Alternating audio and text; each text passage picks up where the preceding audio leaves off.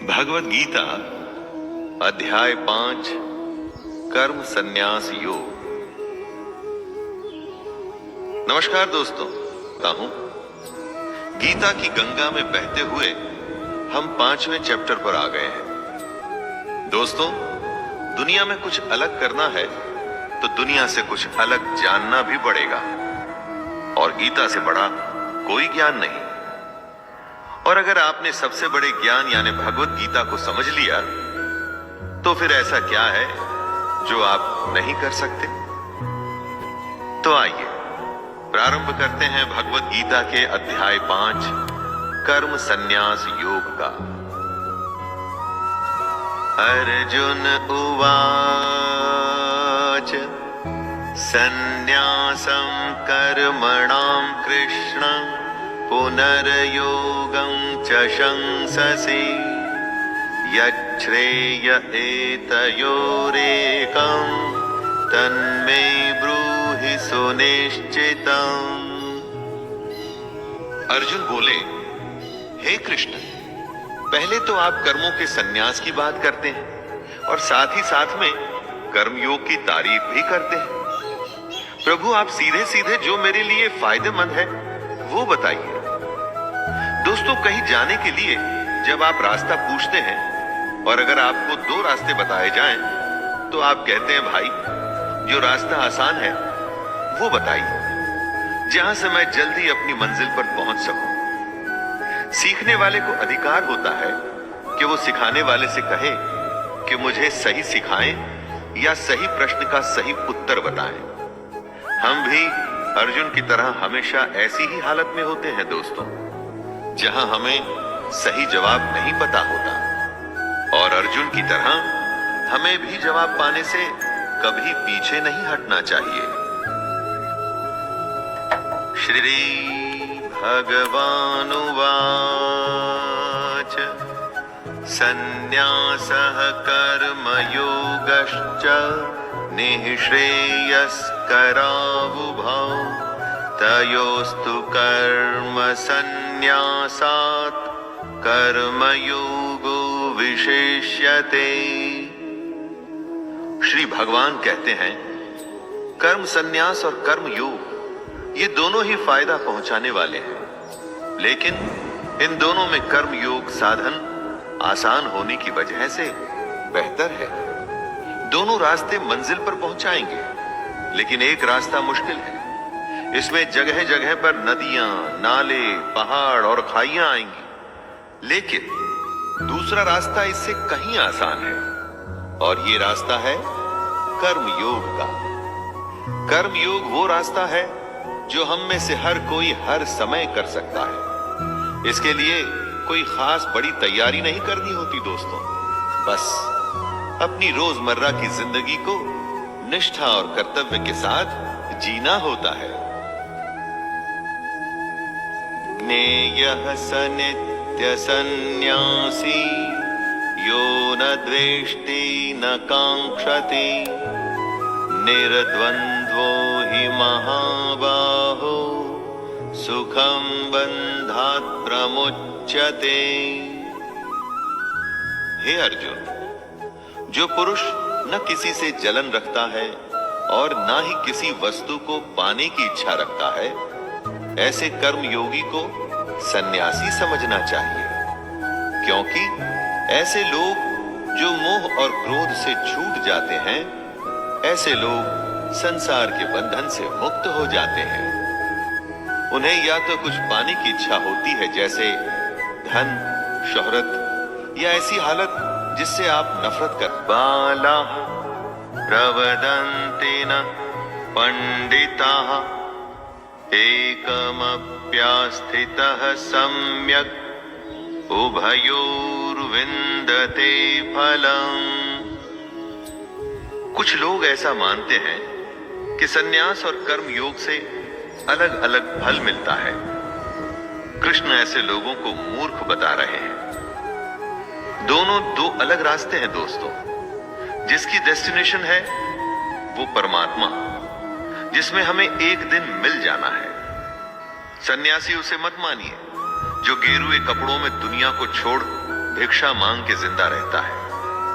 असली सन्यासी वो है जिसने अपनी फीलिंग्स पर विजय पाई है, जो अच्छे और बुरे को एक जैसा समझता है। और कई ऐसे हैं जो कर्म योग में रहकर भगवान को पाना चाहते हैं, वो भी गलत नहीं है। आपको अपना रास्ता स्वयं चुनना है। यत् सांख्यैः प्राप्यते स्थानं तद्योगैरपि गम्यते।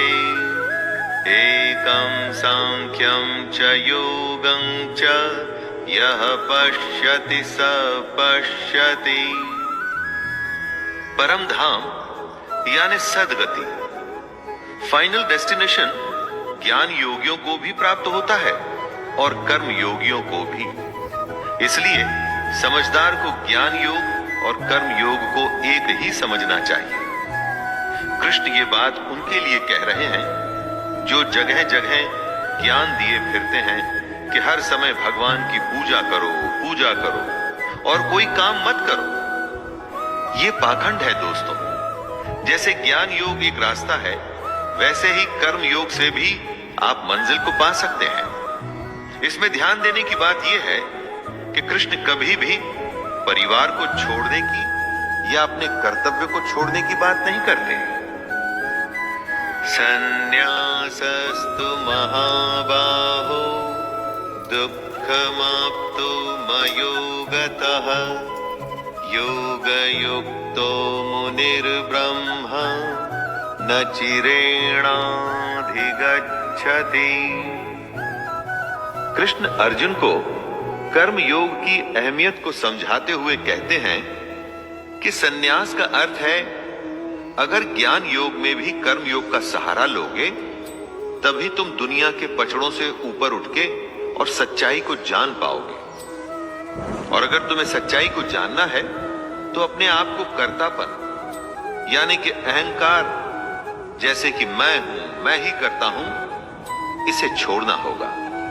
और इसे कैसे छोड़ा जाए? अपनी इंद्रियों को वश में करके, फल की इच्छा को पूरी तरह से त्याग करके, कर्म को करके उसे भगवान को सौंप के अहंकार छोड़ा जा सकता है। अगर आपने ज्ञान योग का सहारा लिया तब भी ये कर्म योग तो आपको करना ही होगा। तो फिर सीधे कर्म योग ही क्यों न किया जाए? योग युक्तो विशुद्धात्मा विजितात्मा जितेन्द्रियः सर्वभूतात्मा भूतात्मा कुर्वन्नपि न लिप्यते। यदि नदी के पानी को आप चाहे घड़े में भर लें, वो रहेगा तो पानी ही। ऐसे ही हम भी उस परमात्मा में से निकले हैं, उसका अंश है हमारी आत्मा। बस इसी को हमने समझना है। और वो कैसे होगा? कृष्ण उत्तर देते हैं कि जिसका मन अपने वश में है, जिसने इंद्रियों को जीता है और जो अंदर से एकदम शुद्ध है, ऐसा कर्म योगी कर्म करता हुआ भी कर्मों के चक्कर में नहीं पड़ता।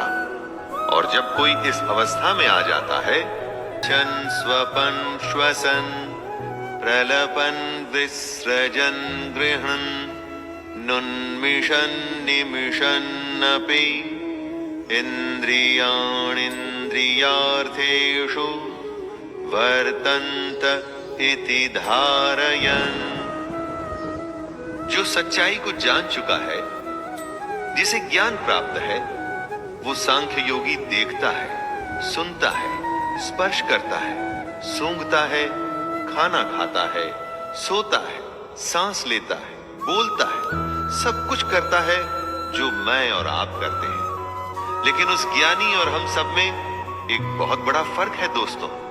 वो ये कि सब कुछ करते हुए भी वो जान रहा है कि ये वो नहीं, कोई और कर रहा है।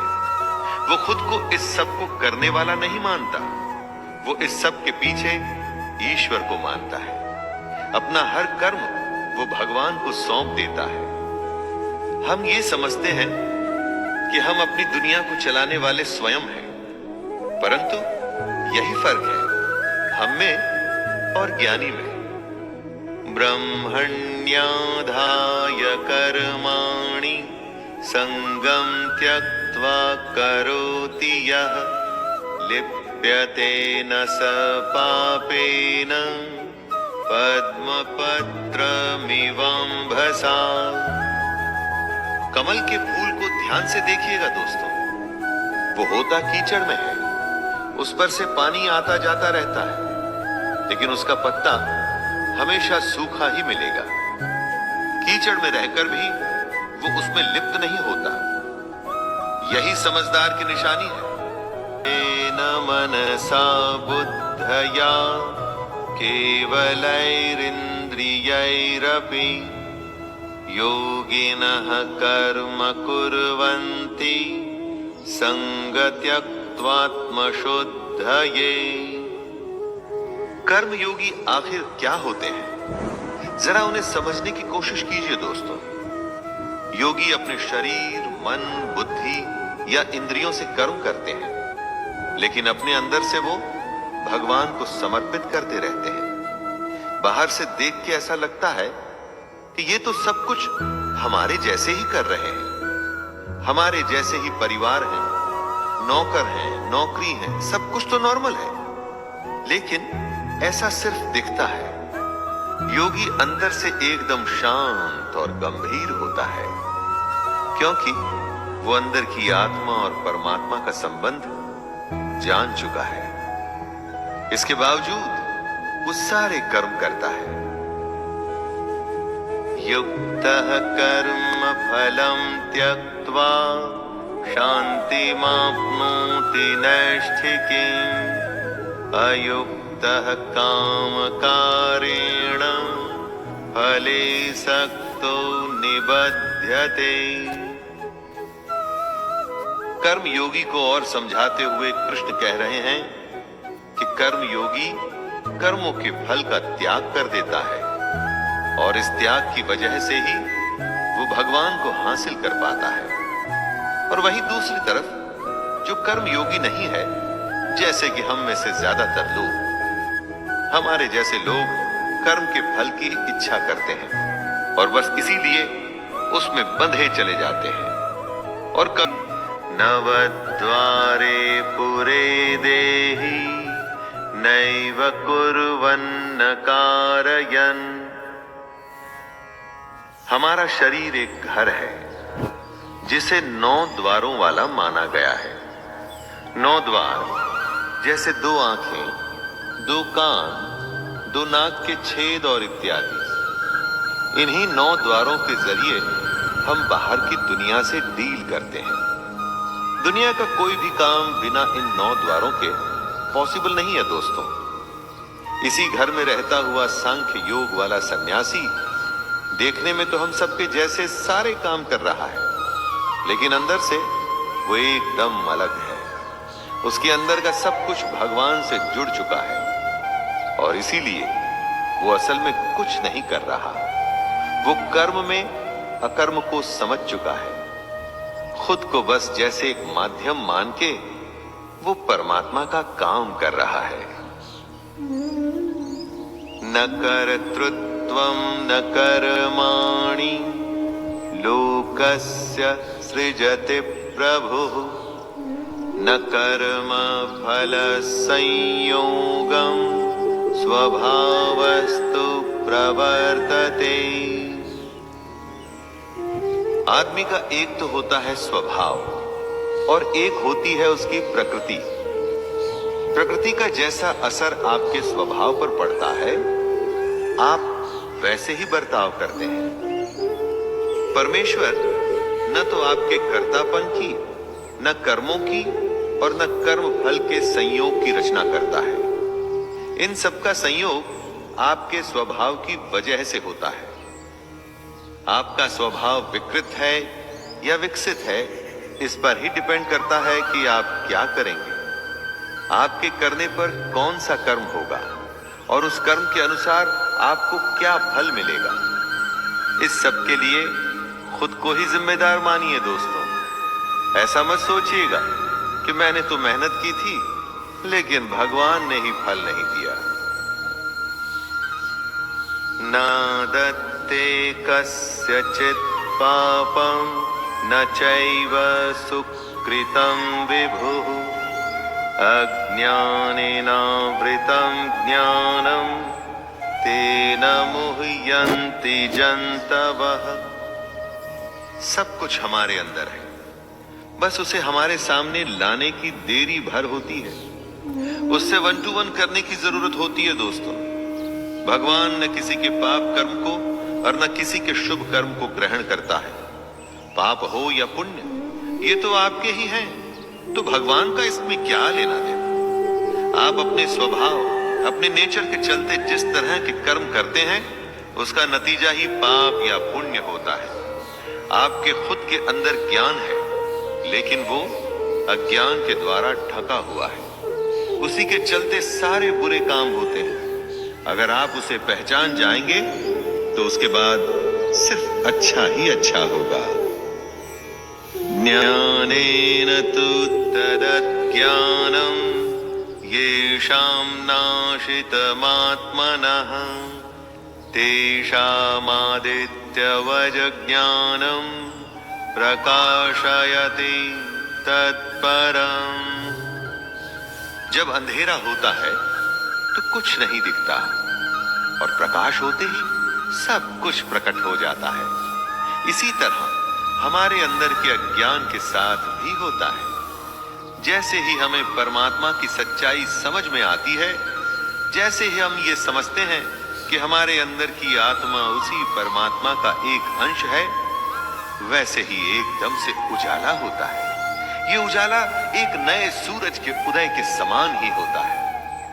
दोस्तों, सबसे बड़ी बात है कि हम अपने आप को सबसे बड़ा ज्ञानी मानते हैं, समझते हैं कि हमें सब पता है। वो गलत है। अरे सबसे पहले ये स्वीकार करिए कि हमें कुछ नहीं पता, तभी रास्ता खुलेगा ज्ञान के आने का, वरना हमेशा ही अज्ञानी रहेंगे। तद्बुद्ध्यस्तदात्मानस्तन्निष्ठास्तत्परायणाः गच्छन्त्य पुनरावृत्तिं ज्ञाननिर्धूतकल्मषाः। ज्ञान की बातें हो सकती हैं कि आपको बोरिंग लगे, फिलॉसफी या बकवास लगे। ये तो बस सोच है दोस्तों। दुनिया की सबसे सच्चाई को अगर कोई बोरिंग समझना चाहता है तो उसे कोई क्या कह सकता है। कृष्ण कहते हैं कि जिसका मन भगवान के कहे अनुसार चलता है, जिसकी बुद्धि उसे सही राह पे ले जाती है, जिसका ध्यान हमेशा उस परमात्मा में लगा रहता है, ऐसे लोग एक दिन कर्म के बंधन से, जन्म के बंधन से मुक्त होकर उसी परमात्मा में मिल जाते हैं, और इसे ही परम गति कहते हैं। दोस्तों, ये कुछ गिने चुने लोगों को ही मिल पाती है। क्या आप उनमें से एक हैं? विद्या विनय संपन्ने ब्राह्मणे गविहस्तिनि शुनि चैव श्वपाके च पंडिताः समदर्शिनः। समदर्शिता यानी कि समान भाव रखना। जो पंडित और चांडाल को, या गाय और कुत्ते को, गाय या हाथी को एक भाव से देख सकता है, उसे ही खुद को ज्ञानी कहलाने का अधिकार है। ज्ञान सबसे पहले हमारे अंदर के भेदभाव को खत्म करता है। चारों तरफ यही भेदभाव तो हमें दिखता है। हजारों साल पहले जो कृष्ण ने कहा, उस पर आज तक भी लोग चलने को तैयार नहीं हैं। अगर ज्ञान हासिल करना है तो अपने अंदर समभाव पैदा करना चाहिए। अज्ञान या अहंकार में किसी को छोटा या बड़ा समझना बेवकूफी है। इहैव त्रैर्जितः सर्गो येषां साम्ये स्थितं मनः निर्दोषं हि समं ब्रह्म तस्मात् ब्रह्मणि ते स्थिताः। कृष्ण कह रहे हैं कि जिसके मन में समभाव आ गया उसने जीते जी ही इस दुनिया को जीत लिया। दोस्तों, जिस दुनिया में हम लोग रहते हैं ना, उसमें ज्यादा पैसा, बड़ा घर, बड़ा नाम, शायद इसी को जीत माना जाता है। लेकिन कृष्ण ऐसा नहीं मानते। उनके हिसाब से दुनिया को वो ही जीत सकता है जिसने अपने मन को जीता। मन के जीतने पर ही समभाव की सिचुएशन आ सकती है। वो पैसा किस काम का जो आपके मन में लोगों के प्रति भेदभाव को खत्म नहीं कर सकता। इसीलिए समभाव ही ब्रह्म की स्थिति होती है। न प्रहृष्येत् प्रियं प्राप्य नो द्विजेत् प्राप्य च प्रियं स्थिरबुद्धिर सम्मूढो ब्रह्मविद् ब्रह्मणि स्थितः। जो पुरुष अच्छा होने पर खुश ना हो, बुरा होने पर परेशान ना हो, उसे ही स्थिर बुद्धि और संशय रहित माना जा सकता है। स्थिर बुद्धि का मतलब हुआ जिसकी बुद्धि स्थिर है। कठिन हालात में जब फैसला लेना पड़ता है, उस समय आपकी बुद्धि अगर स्थिर होगी तो फैसला जल्दी और सही लिया जाएगा, और अगर विचलित होगी तो यहां वहां भागेगी तो फैसला भी देरी से और गलत आएगा। स्थिर बुद्धि ही आपके मन के संशय और शक को भी दूर करती है, और तभी आप बनते हैं संशय रहित यानी डाउटलेस। दोस्तों, मन से शंका अगर दूर हो जाए तो निश्चय की स्थिति आती है। बाह्य स्पर्शेष्वसक्तात्मा विन्द्यत्यात्मनि यत् सुखं स ब्रह्म योगयुक्तात्मा सुखमक्षयमश्नुते। धन धान्य, खाना, अपनों का प्यार, महंगी चीजें, ये सब बहुत ही आनंद देती हैं। दुनिया की चीजों का मजा ही कुछ अलग है। इसीलिए तो हम हमेशा इन्हीं बाहरी चीजों को हासिल करने में लगे रहते हैं। अब अगर आपको ये बताया जाए कि कुछ ऐसा भी है जो इन सबसे सैकड़ों हजारों गुना ज्यादा आनंददायक है, तो दोस्तों क्या आप उसे हासिल करने की कोशिश करेंगे? जी हां, भगवान कृष्ण की भगवत गीता वही बता रही है। बाहर की चीजों से ज्यादा, जिसे अपने अंदर की बातों से ज्यादा आनंद आता है, सच्चा ज्ञानी वो ही है। उसी ज्ञानी को ऐसे आनंद का अनुभव हो सकता है जिसके बारे में हम और आप सोच भी नहीं सकते। ये ही संस्पर्शजा भोगा दुःखयोनय एव ते आद्यन्तवन्तः कौन्तेय न तेषु रमते बुधः। आंखें देखती हैं, कान सुनते हैं, जीभ स्वाद बताती है, त्वचा स्पर्श करती है। इन्हीं इंद्रियों और उनके विषयों के भोग से हमें आनंद की प्राप्ति होती है। इन्हीं सब से हमें सुख मिलता है। एकदम गलत। जी हां, एकदम गलत। हम ऐसा समझते हैं कि इन सब इंद्रियों के भोग से हमें सुख मिल रहा है ना। कृष्ण बता रहे हैं कि असल में ये सब इंद्रियों का भोग ही हमारे सारे दुखों का कारण है। इसको टेस्ट करने का भी एक सिंपल टेस्ट कृष्ण बताते हैं। कुछ अच्छा खाने का स्वाद तभी तक है जब तक आप खा रहे हैं। कुछ अच्छा सुनना भी थोड़ी देर तक ही आनंद देता है। इसलिए दोस्तों, इंद्रियों के सारे आनंद नाशवान हैं, यानी कि खत्म हो जाते हैं। इसलिए ज्ञानी पुरुष इन इंद्रियों के सुखों में नहीं फंसते। शक्नोति हैव यः सोढुं प्राक्शरीर विमोक्षणात् काम क्रोधोद्भवं वेगं सयुक्तः स सुखी नरः। हम में से जो भी मरने से पहले, इस शरीर के नाश होने से पहले ही अपने काम क्रोध को नियंत्रण में रखने में समर्थ हो जाता है, वही पुरुष योगी है और वही सुखी भी है। कृष्ण कहना चाहते हैं कि समय थोड़ा सा है, समय पूरा होने के बाद तो मर ही जाना है। उसके बाद फिर कोई दूसरी योनि मिलेगी, शायद कुत्ते की, पक्षी की, गधे की, घोड़े की, किसको पता। तो मरने से पहले ही अगर अपने मन पर विजय पा लोगे, अपने काम क्रोध से पैदा होने वाले भावों को संभाल लोगे, तो तुम्हारा भला हो जाएगा। वरना जन्म और मृत्यु का चक्कर लगा ही रहेगा, लगा ही रहेगा। योऽन्तः सुखोऽन्तरारामस् तथान्तर्ज्योतिरेव यः स योगी ब्रह्म निर्वाणं ब्रह्मभूतोऽधिगच्छति। जो बाहर के सुखों को छोड़ और इंद्रियों के आनंद से बाहर निकलकर अपने अंदर झांकता है, जो अपने अंदर की आत्मा को पहचान कर उसमें ही खुश रहता है, जो अपनी आत्मा की सच्चाई में ही ज्ञान ढूंढता है, भगवान कृष्ण उसे ज्ञानी मानते हैं। बाकी तो बस हैं, और अगर वो भी नहीं होंगे तो कुछ फर्क नहीं पड़ेगा। कृष्ण कहते हैं कि ऐसे ज्ञानी ही ब्रह्म को प्राप्त होते हैं। लेकिन दोस्तों, इन सब बातों का ये मतलब बिल्कुल नहीं निकाला जाना चाहिए कि सब कुछ छोड़ के संन्यास लेना है। अरे कर्म तो करना ही है भाई, उसके बिना तो कोई रास्ता ही नहीं।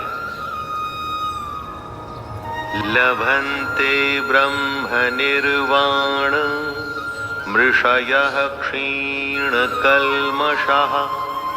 छिन्नद्वैधायतात्मानः सर्वभूतहिते रताः। जिनके सारे पाप खत्म हो चुके हैं, जिनके सब शक ज्ञान द्वारा मिट चुके हैं, जो संपूर्ण प्राणियों के हित में लगे रहते हैं, और जिनका जीता हुआ मन अपना काम करते हुए भी परमात्मा में स्थित होता है, वे पुरुष ही शांत ब्रह्म को प्राप्त होते हैं। जैसे लालच में कभी शांति नहीं मिलती, शांति मिलती है संतोष में, उसी तरह से बाहर की चीजों में जो आनंद है वो झूठा है। असली आनंद आपके अंदर है, अपने अंदर, मन में, दूसरों की भलाई में। जो इस तरह से अपने आप पर विजय पा लेता है और इन बातों के कहे अनुसार चलता है, उसी को अंत में ब्रह्म की प्राप्ति होती है। रहे हैं। जय श्री कृष्ण।